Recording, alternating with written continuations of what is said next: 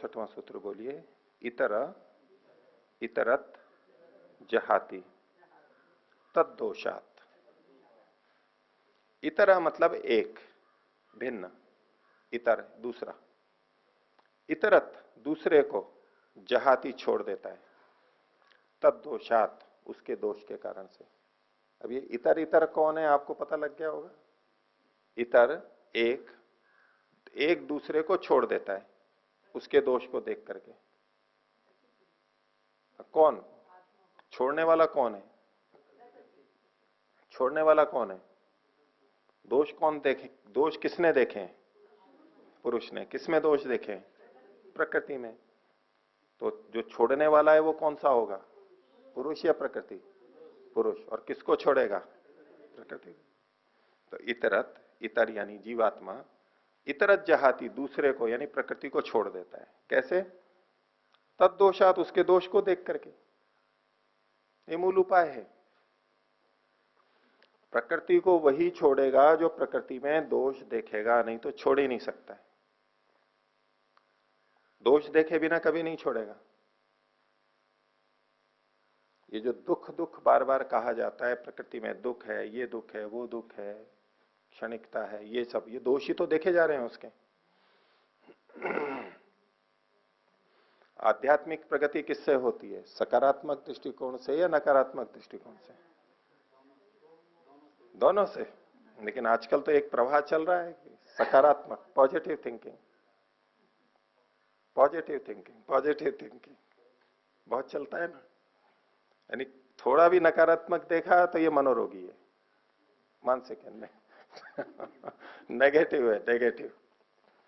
तो ये भी देखो कैसे, ये पॉजिटिव है नेगेटिव है? ये जो ये तद्दोषात दोष देख रहा है, ये क्या सकारात्मक दृष्टिकोण वाला है या नकारात्मक? ये नकारात्मक दृष्टिकोण वाला है ना। हाँ, संसार से ही तो, संसार के दोष देख रहा है तो ये नकारात्मक दृष्टिकोण है ना उसका प्रकृति के प्रति। आप इसको सकारात्मक कह रहे हो। नकारात्मक है ना, प्रकृति में ये दोष है, प्रकृति में ये दोष है, प्रकृति में तद्दोषात दोष दर्शन से। भाई उसको आप सकारात्मक भी तो देख सकते हैं। तो वो प्रकृति इसमें कितना सुख है। भाई आप सकारात्मक क्यों नहीं देख सकते? नकारात्मक देखना तो दुख का कारण है संसार में। नहीं, संसार का ही तो, ये तो आजकल बहुत सिद्धांत चल रहा है भाई।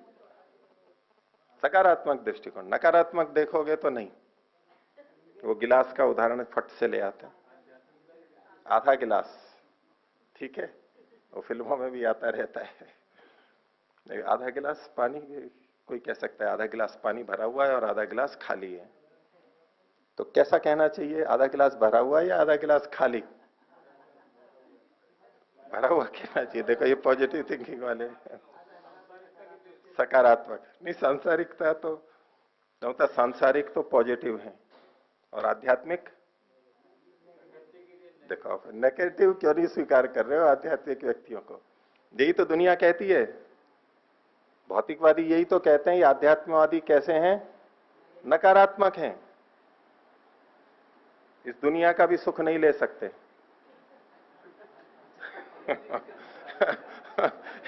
दोष ही देखते रहते। नकारात्मक है ना। ठीक है, देखिए तो इतरत इतर इतरत जहाती तद दोषात। वो एक गीत भी आता है, वो मेरे को पूरा ध्यान नहीं आ रहा है। संसार से भागे फिरते हो, भगवान को तुम क्या पाओगे? इस लोक को ना अपना सके, उस लोक को तुम क्या पाओगे? नहीं, ये अध्यात्मवादियों पर एक बहुत बड़ा आक्षेप है, कटाक्ष है। और देखो ये तद्दोषात दुखमेव सर्वम विवेकिना। नकारात्मक ही तो है। ठीक है, तो उनको यूं कहें कि भाई आप ये सफाई क्यों रखते हैं, जो गंदगी को हटाते हैं, इसको क्यों हटाते हो गंदगी को? इतनी बार हाथ क्यों धोते हो? बोले नहीं, कीटाणु है, गंदगी है। बोले आप इसको सकारात्मक भी तो देख देख सकते हो, जीव सृष्टि है यहाँ पर। आप सकारात्मक भी तो देख लो ना इसको, नकारात्मक क्यों देखते हो? नहाते क्यों हो? खाना अच्छा नहीं है, सड़ गया है, तो भी क्यों नहीं खा लेते हो उसको? उसको भी सकारात्मक देख के खा लो कि भाई चलो ठीक है। एक विष मिला हुआ मिठाई है तो बोले कि खाएंगे इसको, क्यों? पॉजिटिव थिंकिंग है, भाई मावा है इसमें, तो गौ माता का दूध है। विष को नहीं देखना है, विष को देखे तो नेगेटिव हो जाएगा। पॉजिटिव थिंकिंग, ठीक है। तो हवाई जहाज लेके जाते हैं तो उसमें पैराशूट भी रखते हैं, ये पॉजिटिव थिंकिंग है, नेगेटिव थिंकिंग है? ये नावें जाती है तो उसमें वो रक्षा के उपाय रखते हैं, वो पहिए और टायर और जैकेट वगैरह वो रहते हैं। वहां हवाई जहाज में बैठते ही कहते हैं बेल्ट बांधो, ये करो, वो करो। Positive thinking, negative thinking? Negative. दुर्घटना हो जाए, ये ना हो जाए।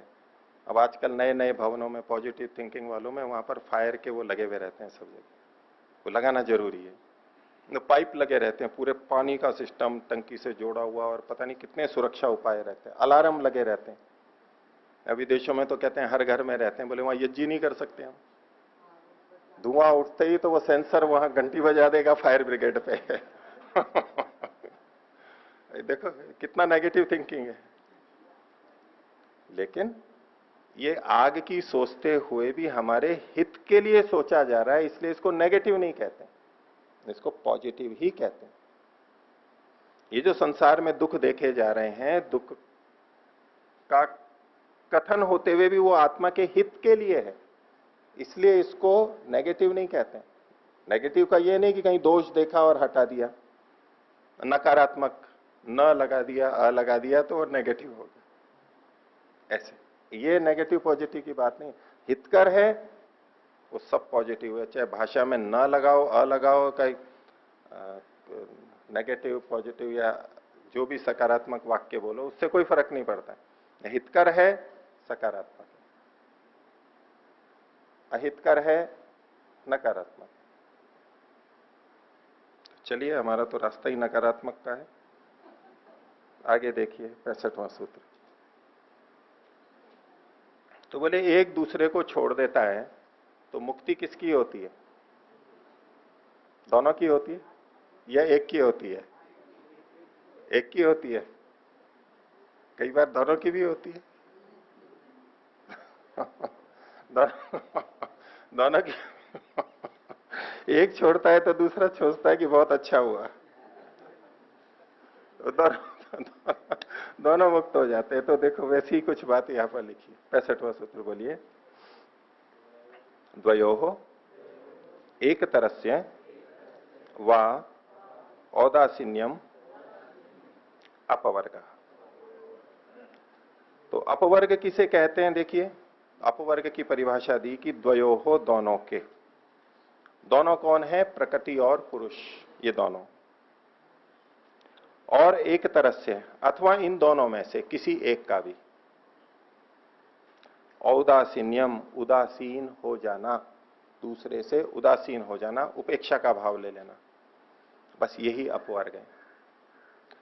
जीव आत्मा को जब प्रकृति में दोष दिखाई दे गए, जो पहले उसके प्रति उत्सुकता थी, जागरूकता थी, आकर्षण था, अब वो उदासीनता आ गई उसमें, उसके प्रति उदासीनता आ गई, और उदासीनता होते ही उसका अपवर्ग हो जाएगा, बंधन से छूट जाएगा वो।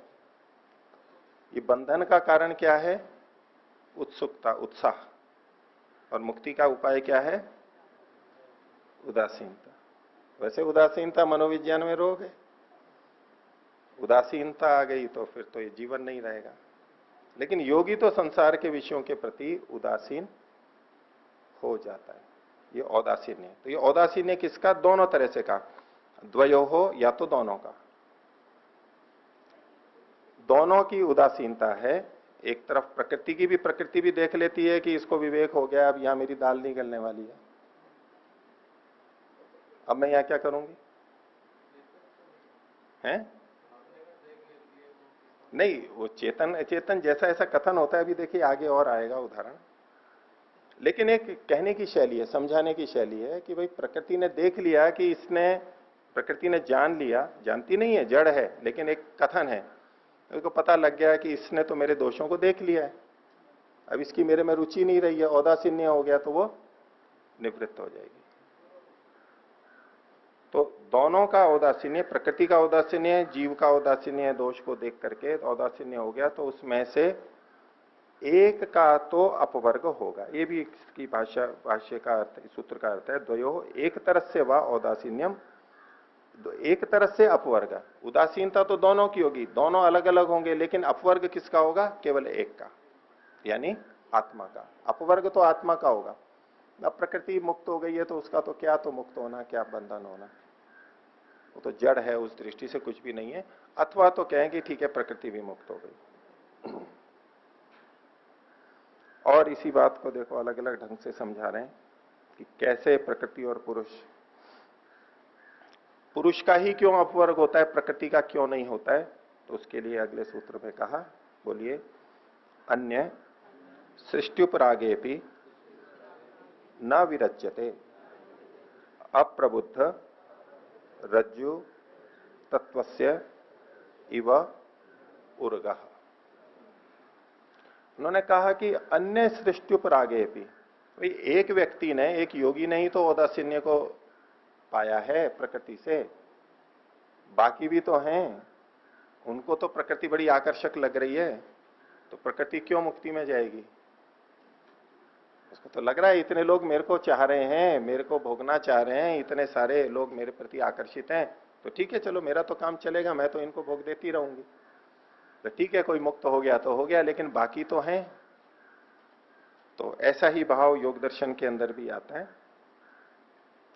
तो अन्य जो बद्ध आत्माएं हैं उनकी दृष्टि से वो इसको रचना को करती रहती है। तो अन्य सृष्टि उपरागे भी, जो अविवेकी हैं उनके द्वारा तो सृष्टि में उपराग रहता ही है, आकर्षण रहता ही है, इसलिए न विरज्यते, ये विरक्त नहीं होती है, यानी अपवर्ग को प्राप्त नहीं होती है, तो कार्य करती रहती है।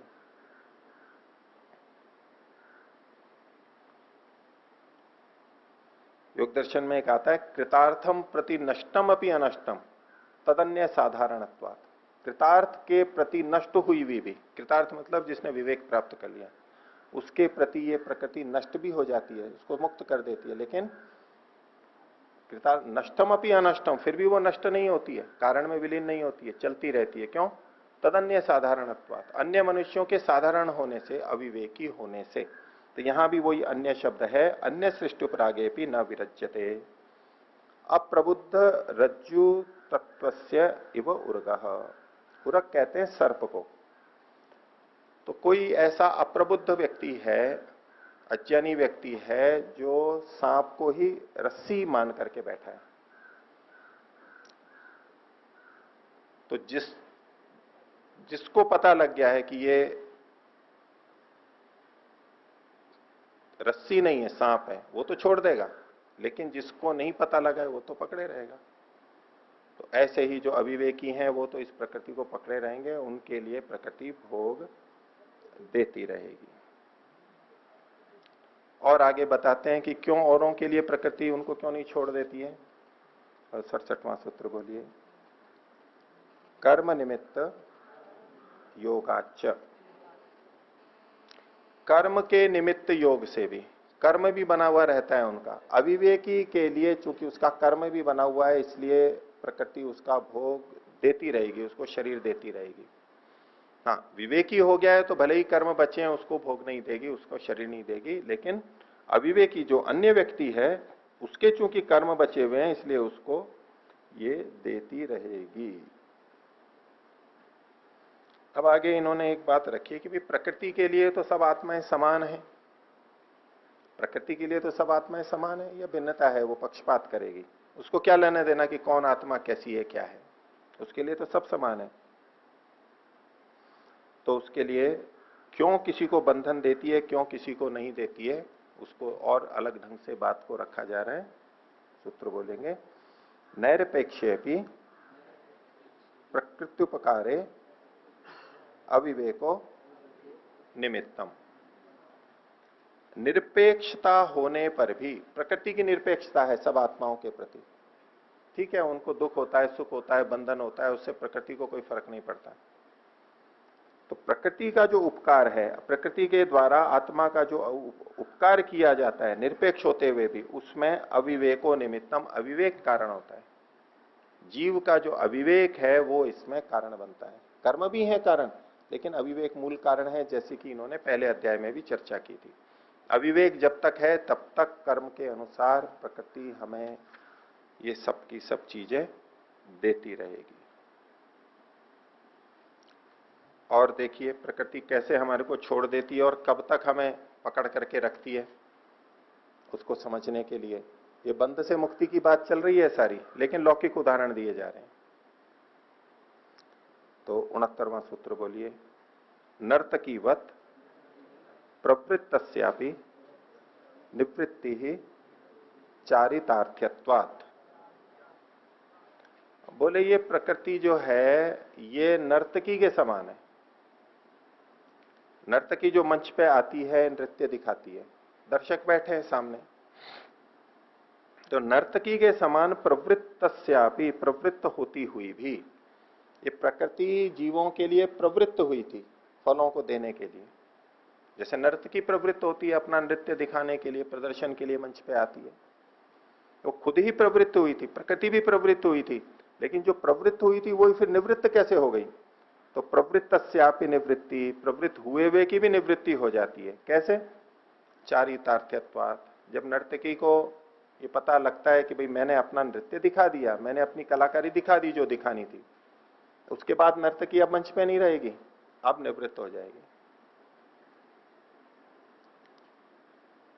हाँ, किसी को पसंद आ गया और फिर दोबारा दोबारा किया तो और दिखा दिया, लेकिन कब तक? कुछ समय बाद में फिर हटाने के लिए फिर हुटिंग शुरू हो जाएगी। तो नर्तकी स्वयं प्रवृत्त हुई थी, लेकिन उसने देख लिया कि अब मैंने दिखा दिया है, इन्होंने देख लिया है और अब मेरे जाने का समय आ गया है, तो जैसे वो अपने आप चली जाती है, ऐसे ही ये प्रकृति कर्मवशात हमारे को बंधन देने आई थी, इस संसार को दिखाने आई थी, भोग के लिए आई थी, लेकिन जब देखा कि इसने तो चरितार्थता कर ली है, इसने तो विवेक प्राप्त कर लिया है, अब यहां से मंच से अब मेरे को जाना चाहिए, उस आत्मा के लिए वो अपने बंधनों को हटा लेती है। इस समझाने की एक दूसरी शैली है कि प्रकृति अव्यक्त नर्तकी के समान है। तो नर्तकीवत प्रवृत्तस्यापि निवृत्ति चारितार्थ्यत्वात्, चरितार्थता प्रयोजन की सिद्धि हो जाने पर, क्योंकि प्रकृति भोग और अपवर्ग दिलाने के लिए ही आई थी, और भोग और अपवर्ग की स्थिति को उस आत्मा ने बना लिया है, तो उसको छोड़ देती है। और उदाहरण दे रहे हैं, देखो इसी बात को समझाने के लिए कि प्रकृति इतनी बांध करके रखा था जिसने हमें, पीछे ही पड़ी हुई थी, छोड़ ही नहीं रही थी, ये कैसे हट गई, अब कैसे हट जाएगी? तो और उदाहरण दे रहे हैं। 70वां सूत्र बोलिए, दोष बोधेपि नोपसर्पणम प्रधानस्य कुलवधूवत। कुलवधू का उदाहरण दिया।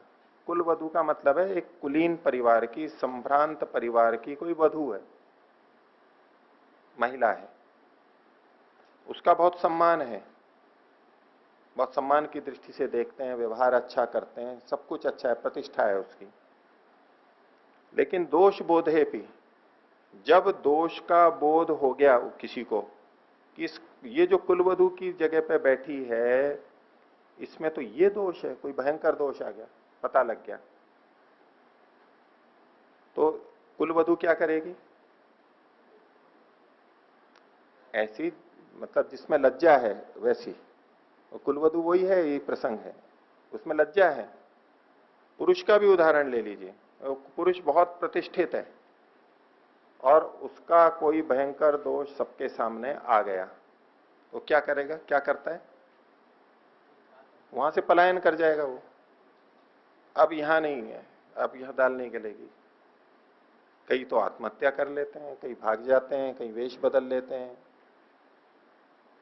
गुप्त जगह पे चले जाते हैं, नई जगह पे जहां अनजान व्यक्ति हो, जिनको दोष पता नहीं हो, वहां तो आराम से रह लेगा, लेकिन जहां दोष पता है वहां नहीं रह सकता वो। ऐसे कुलवधू का दोष पता लग गया तो कुलवधू अब घर में नहीं रह पाएगी, वो चली जाएगी, कहीं और चली जाएगी, रुक नहीं सकती वहां।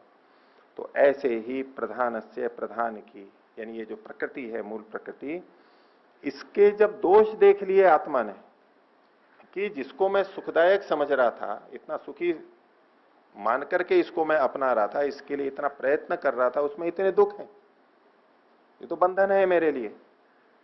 अब प्रकृति को पता लग गया कि इसने तो मेरे दोषों को जान लिया है, तो नोप सर्पणम, अब वो पीछे पीछे नहीं आएगी, वो पीछे पीछे नहीं आएगी, वो कुलवधू के समान से प्रकृति भी निवृत्त हो जाएगी। ये एक समझाने की शैली है कि कैसे बंधन से मुक्ति हो जाएगी। मूल तत्व ये देखना है कि आत्मा यदि दोष देख लेगा प्रकृति में, तो अब प्रकृति उसको बांध नहीं सकती।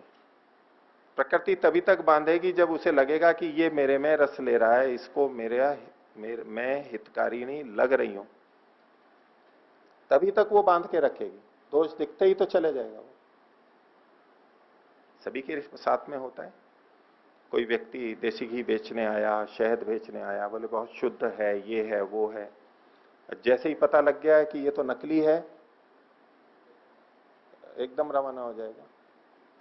आजकल बहुत से वो आते रहते हैं धन के बारे में बढ़ाने, दुगना चौगना करना, और वो जिनको पता नहीं है वो तो उसको पकड़े रखते हैं खूब अच्छी तरह, और वो भी उनके पास बार बार जाएंगे, हाँ ये कर लो ये कर लो, उसको वो फंसे हुए रहेंगे वहां पर।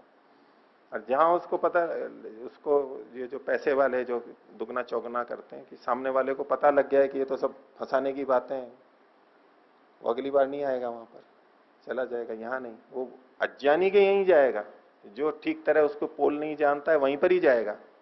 तो ऐसे ही ये प्रकृति भी है, जिस दिन हमें इसकी पोल पता लग गई, दोष पता लग गए, ये निवृत्त हो जाने वाली, टिकेगी ही नहीं है, अब ऐसा अपवर्ग हो जाएगा हमारा।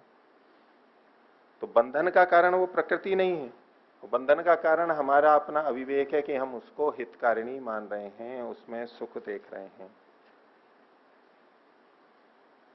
ठीक है, ये सारा कई उदाहरण दे दिए गए समझाने के लिए।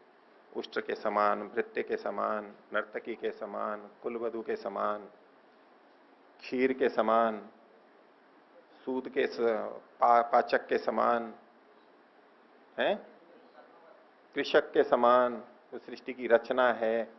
ये कितने उदाहरण ही उदाहरण, ऐसे ऐसे ऐसे ऐसे, इन उदाहरणों के उतने उतने अंश लेकर के हमें समझना कि ये के बताना चाहते हैं कैसे तो ये प्रवृत्त होती है और कैसे ये निवृत्त होगी। तो बंधन और मोक्ष कैसे होता है, वो इन सब घटनाओं को, इन उदाहरणों को देते देते बार बार बात वो एक ही कह रहे हैं। दोष दर्शन है, विवेक है, मूल बात वही कह रहे हैं, लेकिन अलग अलग तरीके से कह रहे हैं। किसी को ऐसे समझ में आ जाए, किसी को वो उदाहरण वो कहते हैं फिट बैठ जाए उसके दिमाग में कि हाँ ये ठीक है, किसी को कोई उदाहरण फिट बैठ जाए तो ठीक है, जिसको जो बैठ जाए वो उदाहरण से काम चल जाए उसका। तो इतना सब कह करके फिर कहा कि भाई अच्छा फिर ये है क्या। तो आत्मा का हमेशा बंधन रहता है या मुक्ति रहती है, वो विषय पहले भी चला आपकी परीक्षा में भी, आप लोग नित्य मुक्त शब्द आपके लिए आया था। देखिए यहां फिर क्या कहते हैं 71वां सूत्र, बोलिए नैकांत तो बंध मोक्षौ पुरुषस्य अविवेकात ऋते। पुरुषस्य आत्मा का एकांतता यानी केवल एक तरफ, एक पक्ष से, वन साइडेड, एक तरफ से, नैकांततः बंध मोक्षौ, बंध और मोक्ष एक तरफा कुछ भी नहीं है। हम कहें कि एक तरफा इसका बंध ही बंध है, नहीं। एक तरफा मुक्ति मुक्ति है, नहीं। नैकांततः बंध मोक्षौ, एक पक्ष में कुछ नहीं है कि या तो बंध है या तो सदा बंध रहेगा या सदा मुक्ति रहेगी, ऐसा एक अंतर, एक पक्ष, एक सिद्धांत नहीं मान सकते। नैकांततः बंध मोक्षौ पुरुषस्य। पीछे भी जो सूत्र आया था व्यावृतो भय रूप, दोनों रूपों से ये भिन्न है, यानी एक एक में नहीं है, दोनों ही होते रहते हैं इसके। तो नैकांत तो बंध मोक्षो पुरुषस्य है। फिर ये होते कैसे हैं, अंतर क्यों है, अविवेकात्रिते, अविवेक के बिना। अविवेक से ही तो बंधन होता है, और अविवेक नहीं रहेगा तो मुक्ति होगी, बस। वो फिर वही अविवेक पे और अज्ञान अविद्या उसी के ऊपर ले आए। ज्ञानान मुक्ति बंधो विपर्ययात। इस सारे ज्ञान की, विवेक ख्याति की ही सारी बात कर रहे हैं सम्यक रूप से, ये सांख्य दर्शन, और कुछ नहीं इसमें। ये सारी चर्चाएं करते करते करते एक ही बात को विशेष रूप से पकड़ाना चाहते हैं। तो और आगे की बात आगे देखेंगे अगली कक्षा में। इसी से संबंधित और बातें आगे इस अध्याय में चलती रहेंगी। सांख्य दर्शन की 27वीं कक्षा, तीसरे अध्याय के 71वें सूत्र तक पिछली कक्षा में पाठ देखा था। पिछले पाठ में से किन्हीं को कुछ पूछना हो तो हाथ खड़ा करेंगे। पूछना उनको दीजिए, बोलिए। आचार्य जी, ये तृतीय अध्याय का 46वां सूत्र है, दैवादि प्रभेदा। इसमें 3 प्रकार की जो सृष्टि रचना बताई है। पहली जो दैव है, इसमें 8 प्रकार के बताए हैं, जिसमें राक्षस और पैशाच भी इसमें बताए गए हैं। और दूसरे मानुष। लोक व्यवहार में तो राक्षस या पैशाच आदि को मनुष्य से निम्न कोटि में ही माना जाता है, इसमें देव कोटि में दिया गया है इसका। हो सकता है लेखक ने किस दृष्टि से लिखा, कुछ मैं कह नहीं सकता इस विषय में। जो मैंने बताया है उसमें कुछ पूछना है तो पूछिए। ओम पूज्य आचार्य जी, नियम ये है कि 2 विरुद्ध गुण आपस में इकट्ठे एक काल में नहीं रह सकते। तो इसी नियम के अनुसार ही ये विवेक अविवेक, विद्या अविद्या, ये सब के ऊपर यही नियम लागू होता है। ओम। एक समय में एक तो रहेगा, ये ठीक है, लेकिन कौन सा हटेगा तब दूसरा आएगा, या दूसरा आएगा तो पहला हट जाएगा? एक हटेगा तो दूसरा आ जाएगा, या एक आएगा तो दूसरा हटेगा? एक हटेगा तो दूसरा आएगा, यानी अविद्या हटेगी तो विद्या आएगी, अपने आप आ जाएगी, या विद्या आ जाएगी तो अविवेक अपने आप हट जाएगा? आप तो दोनों बातें बोल गए। अब ये प्रश्न है कि दोनों में से कौन सा है? दोनों तो है ही, आप में से कुछ कुछ बोल रहे हैं, कुछ कुछ बोल रहे हैं। अविद्या हटेगी तब विद्या आएगी, एक ये दृष्टि है। एक है विद्या आएगी तब अविद्या हटेगी। इसको विवेक अविवेक शब्द पे भी ऐसा ही घटा देंगे। तो दोनों ही स्वीकार हैं आपको? आप तो दोनों को स्वीकार कर रहे हैं ना? हाँ है ना? नहीं आचार्य जी, मैं ये स्वीकार कर रहा कि जो 2 विरुद्ध गुण हैं, एक काल में उनमें से एक ही गुण रहेगा, दोनों नहीं इकट्ठे रह सकते। ये तो अलग बात हुई, बस ये तो मान्य हो गई। अब इससे अगली बात का उत्तर दीजिए। उत्तर ये है कि अविवेक को हटा दो, अविवेक हटाना पड़ेगा, तब विवेक आएगा। और विवेक आएगा तब? विवेक आएगा तो वो होगा ही नहीं, बस ये स्वाभाविक है। नहीं, अर्थापत्ति से नहीं, जब विवेक आएगा तो अविवेक हट जाएगा ना। वो हटाने की जरूरत नहीं, वो तो बस वो एक ही चीज को अपना लो तो दूसरी वो अपने आप ही। दोनों ही बातें आपको स्वीकार है, ठीक है, ठीक है। पिछले पाठ में से किसी को और पूछना है, पूछिए। इसी में कहना था आचार्य जी कि तब तक हमें विद्या का पता नहीं होगा तो अविद्या का पता ही कैसे पड़ेगा कि अविद्या है? तो इसलिए पहले तो विद्या ही लानी पड़ेगी अविद्या हटाने के लिए। पहले विवेक लाएंगे जी, फिर अविवेक हटाएंगे। विवेक नहीं होगा तो अविवेक का पता ही नहीं पड़ेगा हमें कि ये अविवेक है, हम तो उसको सही मानते रहेंगे। ठीक है, ठीक है, हाँ बोलिए। ओम जी, 55वां सूत्र।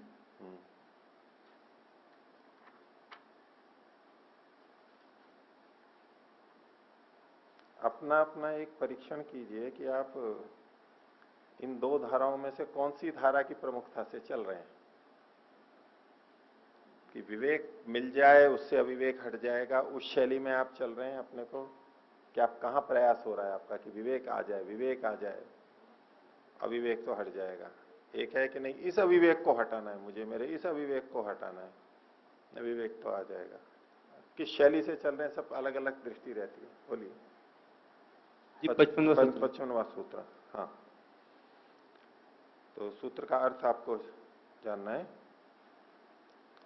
सूत्र का अर्थ समझना है जी। तो प्रधान के बारे में प्रसंग है कि प्रधान बंधन को कैसे कर देता है। प्रधान कार्य द्रव्य नहीं है, वो तो कारण है और जड़ भी है। तो उसका जीवात्मा के साथ में संबंध कैसे हो जाता है, वो कार्य रूप में कैसे आ जाता है। अकार्यत्वे भी, कार्य न होने पर भी, तद योग, वो मूल प्रकृति या प्रधान वो कार्य रूप में कैसे आ जाता है। तो कार्य न होते हुए भी मूल प्रकृति का तद योग, तद का मतलब है कार्य योग, कैसे होता है। पारवश्यात, दूसरे के वश में होने के कारण से होता है, अपने आप नहीं होता।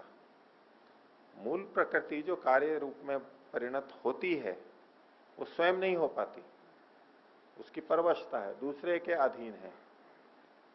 एक तो ईश्वर है जो अगले सूत्रों से हमें पता लग रहा है इनका तात्पर्य है, और दूसरा जीवों के कर्म है, उसके अनुसार वो आती है, उसका भी बीच में हम भाव मान सकते हैं। हो गया।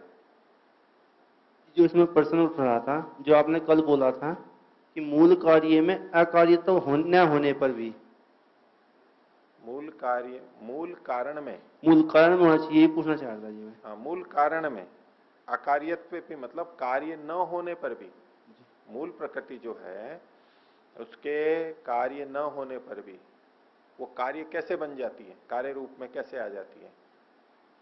तो पारवश्यात। धन्यवाद। अन्य कोई बोलिए। अगला कोई पूछना है तो हाथ खड़ा कर लीजिए और माइक पहुंच जाए वहां पर। बोलिए। विवेक अविवेक के लिए कि मतलब दोनों दृष्टिकोण ठीक हो सकते हैं। आपको जो प्रतीत हो। ये आपका अंत में सही उत्तर क्या है आपके उसमें? हमें अपनी गंदगी हटानी है, आगे का काम अपने आप हो जाएगा। गंदगी का पता तो लगना चाहिए वैसे, जैसे ये कह रहे हैं, लेकिन गंदगी को फिर हटाना होता है। गंदगी हटेगी फिर सफाई आ जाएगी, सफाई तो अपने आप आ जाएगी। गंदगी हटा दी तो सफाई अपने आप आ जाएगी, उसको कोई अलग से लाना नहीं पड़ता, वो तो साफ ही है। ये उदाहरण यहां घटेगा। पहले तो पता लगेगा कि गंदगी है यहां पर, ये तो ज्ञान हो गया। अब उस गंदगी को हटाना है, केवल इतने मात्र से कि यहां गंदगी है, हट तो नहीं जाती। गंदगी दिख रही है, अब गंदगी को हटाएंगे, और गंदगी हटी तो सफाई तो वहां है ही पहले से। गंदगी के कारण ही तो जो मल था वही तो गंदा कर रहा था उसको, बाकी तो चीज जैसी है वैसी है। तो हमें तो बस गंदगी हटानी है, वही बाधक बना हुआ है, उसको हटाया तो साफ। ठीक है जी। जी आचार्य जी, 54वां सूत्र नहीं समझ में आ रहा है।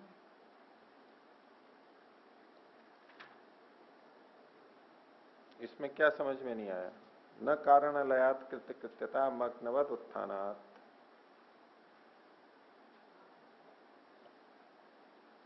इसका पुण्य से अर्थ समझाइए, मेरे समझ में नहीं आया कुछ। कारण लयात की अस्पष्टता है, ये कल भी बताया था।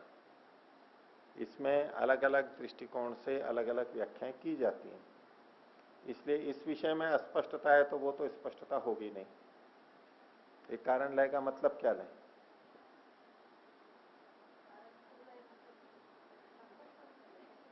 हाँ, सत्वर स्तंभ कारण। हाँ। तो उसमें लीन होने के बाद कोई ये सोचे कि मेरी कृतकृत्यता हो गई है।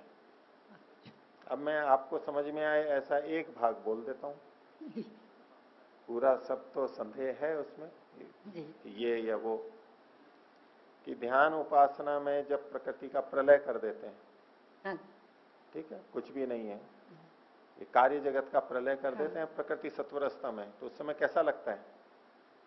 कुछ भी नहीं। अच्छा लगता है?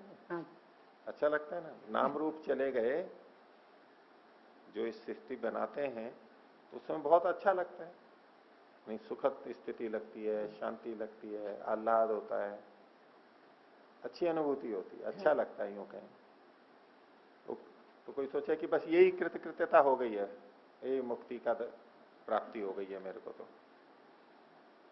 तो बोले इतने मात्र से कृतकृत्यता नहीं होगी, क्योंकि ये तो ऐसा है जैसे कि इसने पानी में डुबकी लगाई हो, मग्न हुआ हो, निमग्न हुआ हो, उससे फिर निकल करके आ जाता है ना। पानी में कितनी देर रुकेगा? नहीं फिर निकल करके आएगा। हाँ। तो बस फिर वापस वैसी की वैसी गर्मी, ठंडक के लिए पानी में चला गया था अंदर, कितनी देर रुकेगा? फिर बाहर आएगा, तो फिर वो की वो गर्मी सूरज की। तो ऐसे ही ध्यान उपासना काल में जब हमारी कुछ अच्छी स्थितियां बन जाती हैं, किसी की लंबे समय तक भी बन जाती हैं, कोई उसी में तृप्त हो जाए कि बस बहुत है, ये तो कृतकृत्यता मेरे को, तो बोले ये तो थोड़ी देर के लिए ही तो मग्न हुए हो प्रभु भक्ति में या और जिसमें भी एकांत में अपने आप, उसके बाद में खाने पीने उठेंगे या नहीं? जैसे पानी में जो डुबकी लगाई है जिसने, वो सांस लेने के लिए निकलेगा या नहीं बाहर? लेना, सांस तो लेना पड़ेगा, नहीं तो जी नहीं सकता वो। एक सीमा के बाद वो अंदर जो गया है, भले ही ठंडे से निवृत्ति हो रही है, बेचैनी शुरू हो जाएगी, उसको बाहर आना पड़ेगा। ऐसे ही ध्यान आदि के समय में एकांत में बहुत अच्छा लग रहा है, कब तक बैठेंगे उसमें? उठ के आना होगा ना, निवृत्त होना होगा, निद्रा इत्यादि, यानी व्यवहार दशा में, व्युत्थान दशा में आना ही पड़ेगा। तो वैसे ये मग्नवत उत्थान, उठ के आएंगे। तो कोई ध्यान उपासना में होने वाली स्थितियों से ही संतुष्ट हो जाए कि मैं तो बस कृतकृत्य हो गया हूं, ये और कुछ नहीं चाहिए, तो बोले इससे कृतकृत्यता नहीं होती है, ये कृतकृत्यता नहीं है, ये अंतिम स्थिति नहीं है, क्योंकि इससे तो निकल के बाहर फिर आ जाते हैं, हमेशा तो नहीं बनी रहती, लगातार तो नहीं बनी रहती। ठीक है।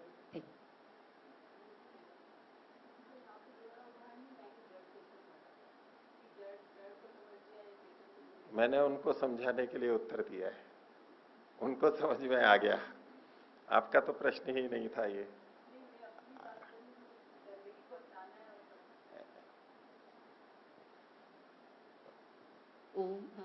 जो पिछले वाला प्रश्न था गंदगी को हटाने वाली बात, तो वहां पर जैसे जड़ को समझना या चेतन को समझना, ये वाला एग्जाम्पल वहां नहीं अप्लाई होगा? नहीं, समझना तो सबको है। हाँ जी। तो समझना क्या है कि जो उल्टा समझ रखा है उस उल्टे समझ को हटाना है, उल्टी समझ को हटाना है बस। और जो अंदर राग द्वेष आदि हैं, संस्कार हैं, उनको हटाना है, गंदगी हटा देंगे। अशुद्धि क्षय, अशुद्धि का क्षय करना है पहले, उसके होने पर ज्ञान की दीप्ति होगी। अशुद्धि नहीं हटेगी तो ज्ञान की दीप्ति नहीं होगी। अगर अविद्या तो बनी हुई है अंदर, ऊपर विद्या का आवरण चढ़ा दिया, ठीक है, जड़ से हटाना। गंदगी है नीचे कमरे में, ऊपर अच्छा सा कपड़ा बिछा दिया, जो कि हमारे को वैसे भी बिछाना था, कालीन बिछा दिया, शुद्धि हो जाएगी उससे? नहीं होगी। अंदर की शुद्धि पहले जरूरी है। शुद्धि के बिना, मानी मल को हटाए बिना स्वच्छता नहीं आएगी, उसमें करना है। अंधकार प्रकाश का जो उदाहरण दिया जाता है कि अगर अंधेरा है, कितना ही पुराना हो, सिर्फ एक प्रकाश की ज्योति, एक प्रकाश वहां ले आया जाएगा तो हट जाएगा। वो प्रकाश तो बहुत सारा हो चुका है ना आप में भी, प्रकाश तो हम सब में बहुतों में हो चुका है ना। मुक्ति के बारे में जानकारी मिल गई है ना, संसार में दुख है ये ज्ञान हो गया है या नहीं? हो गया है ना, लेकिन अभी भी संसार सुखी लगता है, संसार में सुख लगता है। ये जानकारी हो गई है ना कि असत्य में दुख है, हानि है, लेकिन फिर भी असत्य चल रहा होता है।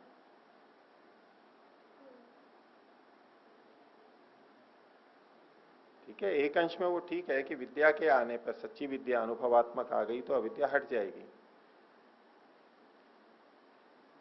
लेकिन गंदगी हटा दी तो वो ठीक चीज आ ही जाएगी। कुछ है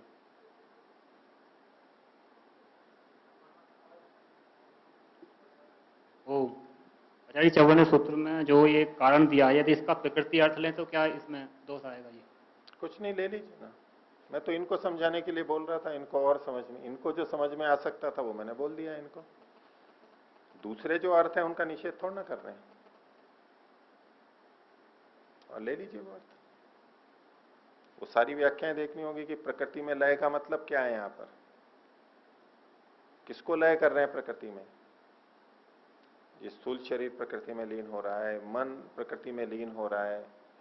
लीन होने का मतलब वो नाशः कारण लय वाला लीन होना है कि अपने मन अंतःकरण ये विघटित होकर के और कारण रूप में पहुंच गए, ये लीन होना है, अथवा ये अंतःकरण आदि बने केवल विचार से प्रकृति का चिंतन में मग्न हो गया है, वो है। ये सारी बातें हैं वहां पर, ये प्रश्न वहां पर बाकी हैं अभी।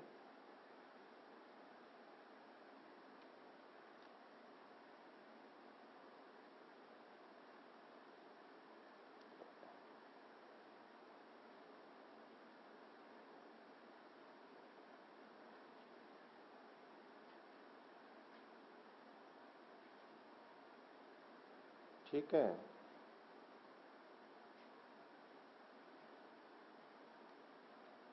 कुछ और बोलना है तो बोलिए।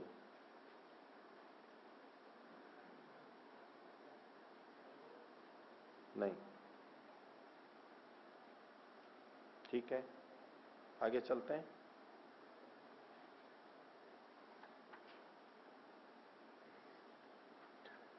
तो पिछले प्रसंग में ये बता रहे थे कि प्रकृति कैसे क्रियाशील होती है, उसके कुछ उदाहरण दिए।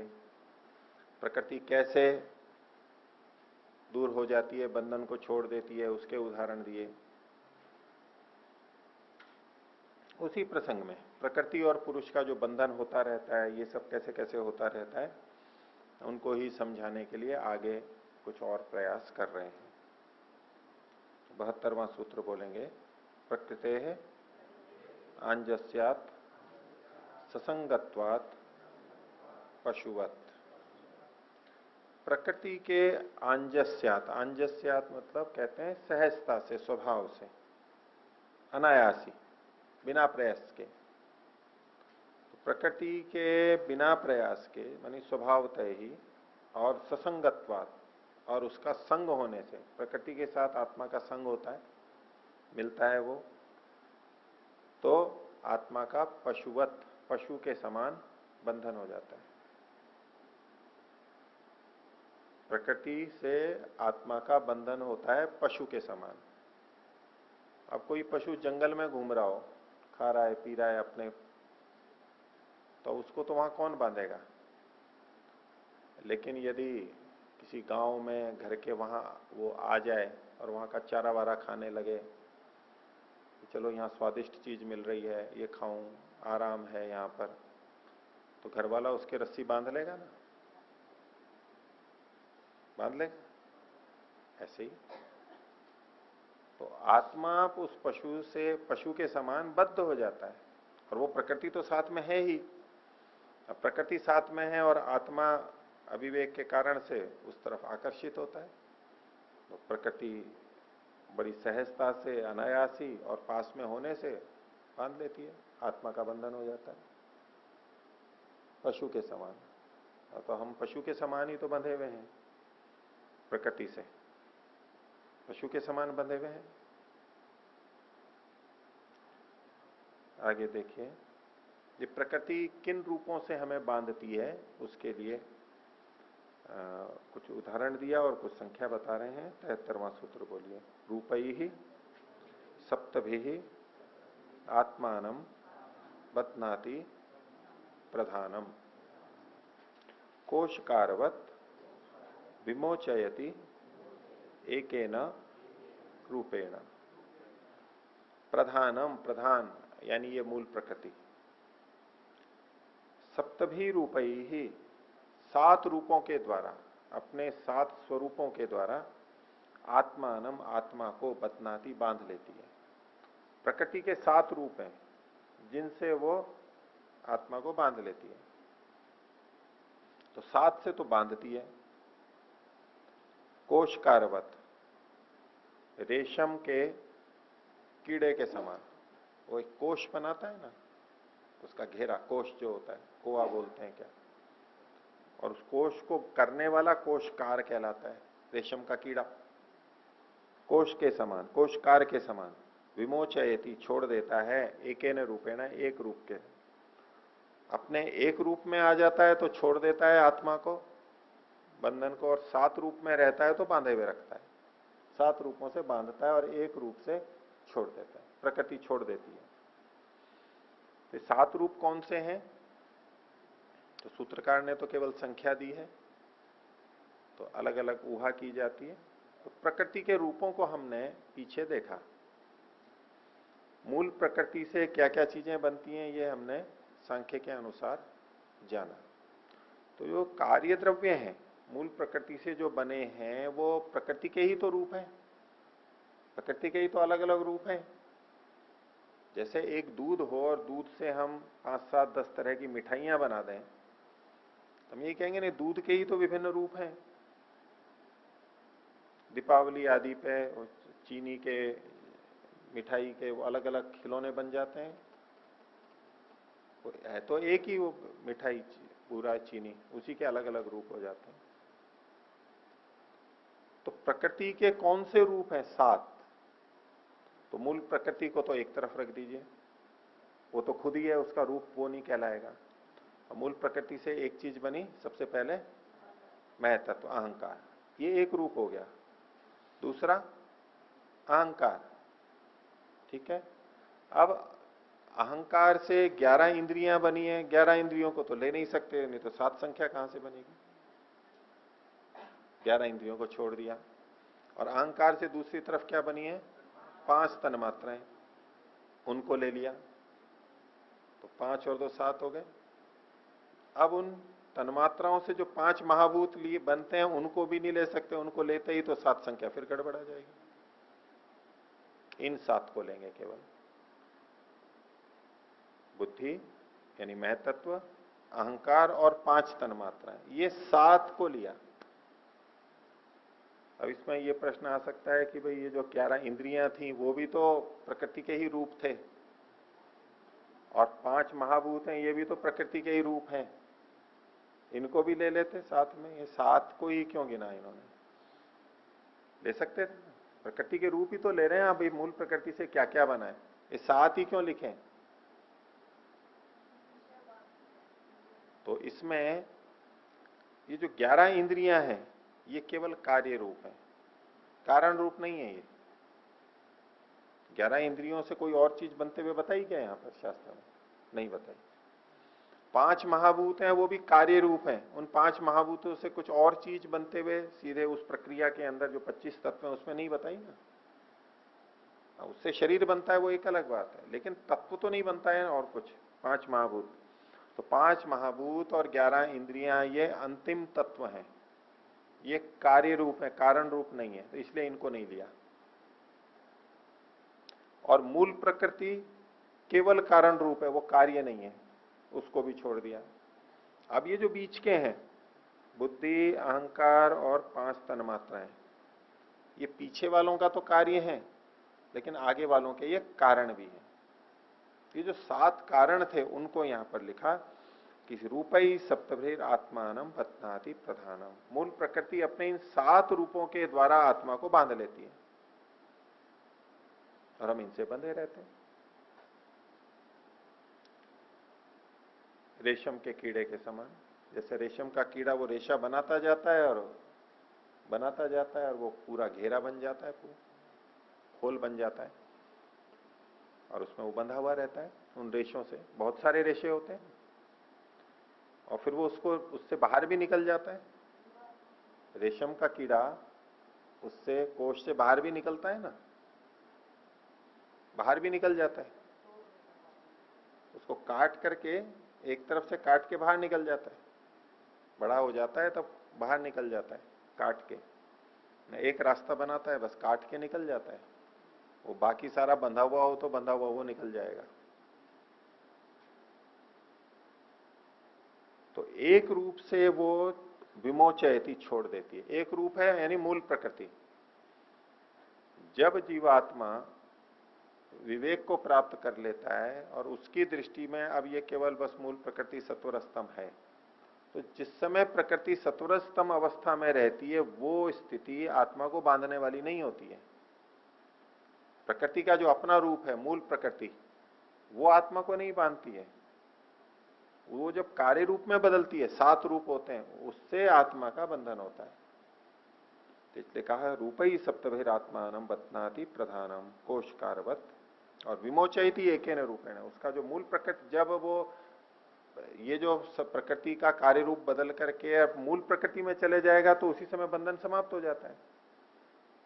वो प्रलय अवस्था में तो जो अविवेकी हैं वो भी बद्धावस्था में नहीं रहते। मुक्त तो पहले भी चला जाएगा, वो भी मूल प्रकृति से छूट जाएगा।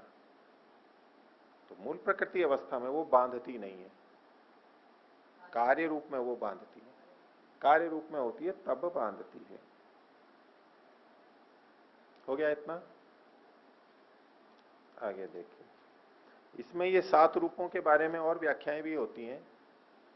वो 8 चीजें गिनाते हैं, धर्म अधर्म, ज्ञान अज्ञान, वैराग्य अवैराग्य और ऐश्वर्य अनैश्वर्य। 8 चीजें हैं, योग दर्शन में आती हैं, ये व्यास भाष्य में भी। तो बोले ये जो 8 रूप हैं, 8 चीजें हैं, इनमें से ज्ञान अकेला ऐसा है जो मुक्ति को दिलाता है और बाकी की जो 7 चीजें हैं वो बांधने वाली हैं, ऐसी व्याख्या होती है।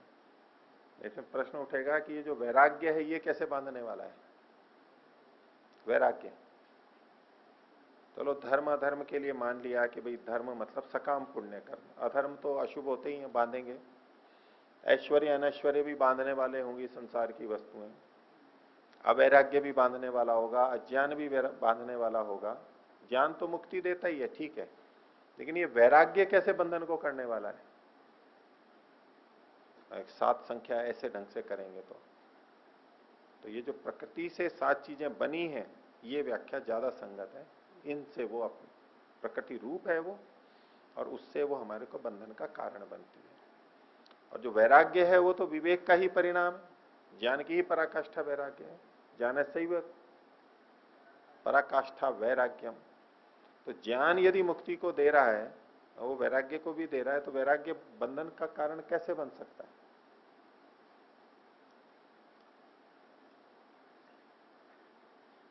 आगे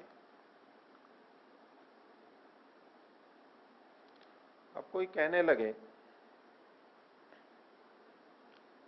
कि आपने ये कहा था कि अविवेक बंधन का कारण है, और अभी आप कह रहे हो कि ये 7 चीजें बंधन का कारण है, प्रकृति की ये 7 चीजें बंधन का कारण है। पीछे क्या कहा था सारा इतनी चर्चा करके? अविवेक बंधन का कारण है। ये क्या नई नई बातें आ गई? तो वास्तव में ये 7 बंधन के कारण है या अविवेक बंधन का कारण है? तो उसका उत्तर दे रहे हैं अगले सूत्र में, देखिए, बोलिए, निमित्तत्वम अविवेकस्य न दृष्ट हानि ही। अविवेक का निमित्तत्व है, अविवेक के निमित्त से बंधन होता है, इसलिए कारण तो मूल अविवेक ही होगा, लेकिन अविवेक से बंधन होता है, इतना कहने से न दृष्ट हानि, जो दृष्ट प्रत्यक्ष है उसकी हानि नहीं होती। ये तो दृष्ट है कि प्रकृति से जो चीजें बनी हुई हैं उनसे ही हम बंधे हुए हैं, बंधन तो उसी का ही है हमारा। तो दृष्ट की हानि फिर भी नहीं होती, प्रत्यक्ष की हानि नहीं होती। ये तो हम फिर भी स्वीकार करेंगे कि बंधते तो हम प्रकृति से ही हैं, लेकिन प्रकृति से बंधने का कारण तो अविवेक है, निमित्त तो अविवेक है। तो जो वहां पीछे बात चली थी कि वो निमित्त कौन है, निमित्त तो अविवेक है, और उसके समान और कोई नहीं है बंधन का कारण। लेकिन बंधेंगे तो प्रकृति से ही। इस रूप में यहां पर कथन किया कि प्रधान यानी मूल प्रकृति अपने किन रूपों से बांधती है? तो अपने इन 7 रूपों से आत्मा को बांधती है।